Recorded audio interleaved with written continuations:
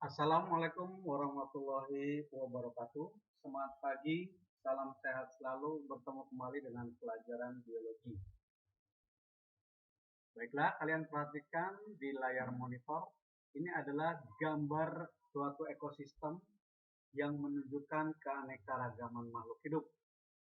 Untuk mempelajari keanekaragaman ini perlu dikelompokkan atau diklasifikasikan sesuai dengan pokok bahasan kali ini, yaitu klasifikasi makhluk hidup.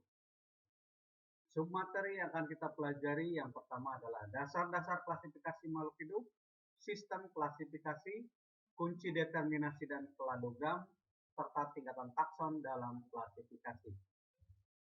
Kompetensi dasar yang akan dipelajari pada pertemuan kali ini yaitu menjelaskan prinsip-prinsip klasifikasi makhluk hidup dan menyusun kladogram berdasarkan prinsip-prinsip klasifikasi makhluk hidup.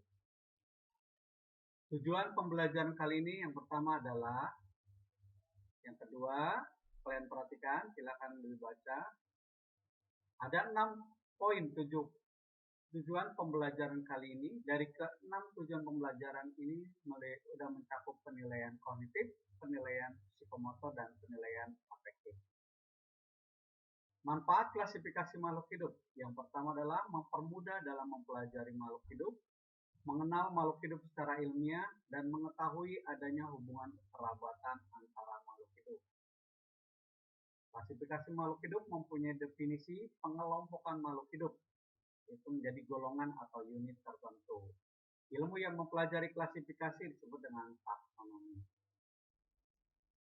Ini adalah tokoh biologi yang memperoleh gelar sebagai Bapak Taksonomi, yaitu Carolus Linnaeus. Selain mengelompokkan makhluk hidup dalam tingkatan takson, beliau juga menerapkan sistem binomial nomenklatur. Dasar-dasar pengelompokan makhluk hidup berdasarkan persamaan dan perbedaan ciri. Makin banyak persamaan, makin dekat hubungan kekerabatannya. Makin sedikit persamaan, makin jauh hubungan kekerabatannya. Sistem klasifikasi makhluk hidup ada yang berdasarkan sistem alami, sistem buatan, dan sistem filogeni. Baiklah, untuk selanjutnya beberapa alternatif mengenai sistem klasifikasi. Sistem klasifikasi dua kingdom ini digagas oleh Aristoteles. Makhluk hidup dibagi menjadi dua kerajaan. Ada kingdom Plantae yang bersifat autotrof dan kingdom Animalia yang bersifat heterotrof. Setelah penemuan mikroskop oleh Van Leeuwenhoek dan Robert Hooke, sehingga berkembang klasifikasi menjadi 3 kingdom. Ada kingdom Protista, kemudian kingdom Plantae, dan kingdom Animalia. Selanjutnya, dengan diketemukannya mikroskop elektron, pengetahuan semakin berkembang sehingga klasifikasi berkembang menjadi 4 kingdom, yaitu kingdom Monera, kingdom Protista, kingdom Plantae, dan kingdom Animalia.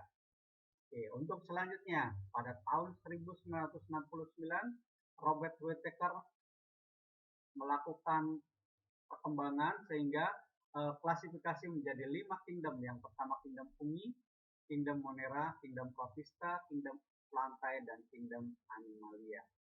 Tahun berikutnya, Carl Woese mengembangkan klasifikasi menjadi 6 kingdom.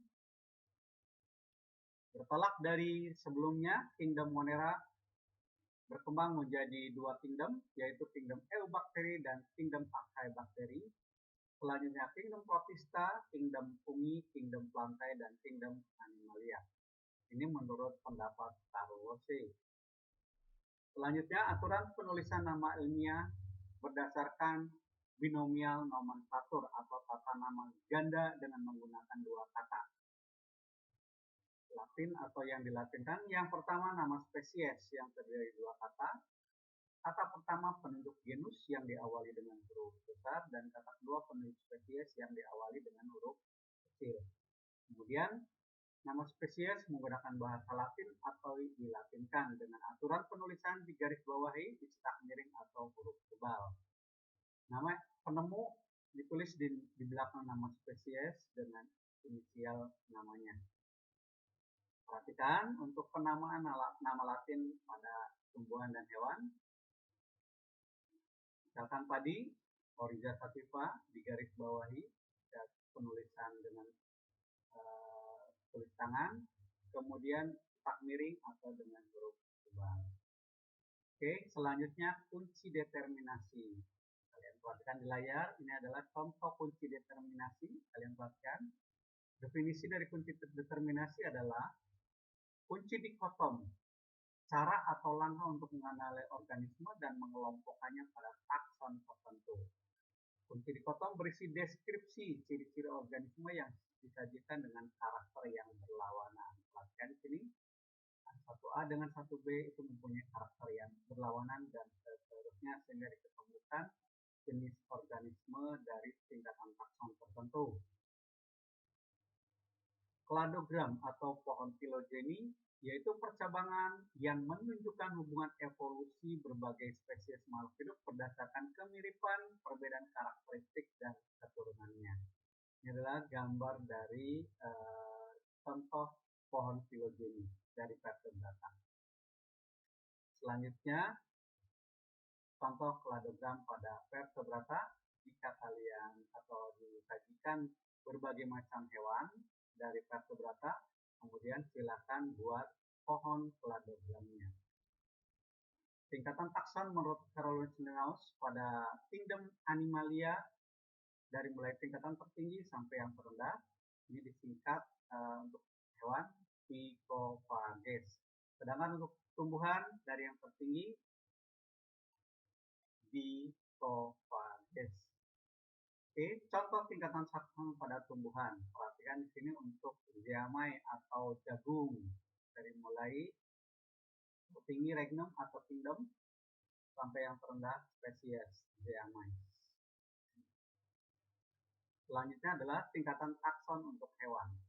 Perhatikan untuk kucing rumah atau Felis dari mulai tingkatan tertinggi sampai yang terendah.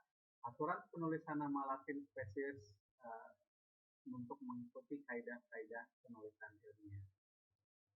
Selesai sudah untuk pertemuan kali ini. Tolong perhatikan dan kerjakan tugas atau lembar kerja yang diberikan sebagai bahan penilaian pemahaman kalian tentang klasifikasi makhluk hidup. Terima kasih. Wassalamualaikum warahmatullahi wabarakatuh.